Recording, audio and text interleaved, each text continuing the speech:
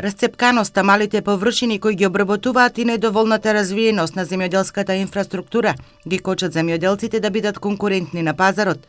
Процесот за окрупнување или консолидација на земјоделските површини кој се спроведува во 12 региони во државата треба да ја промени сликата за македонскиот аграр. Предностите од ова се намалени приноси, нови инвестиции, но и поконкурентни производи. Се зголемуваат и ефикасноста на своето производство, ги поевтинуваат своето производство и оно што е најважно, стануваат поконкурентни и на домашниот и во иднина и на еден отворен европски пазар. Дополнително, консолидацијата, значи постапките на окрупнување, бидејќи не се грижат само за собствениците на земјиште, туку и за пошироката локална заедница, најчесто се пропратени со интервенции во инфраструктурата.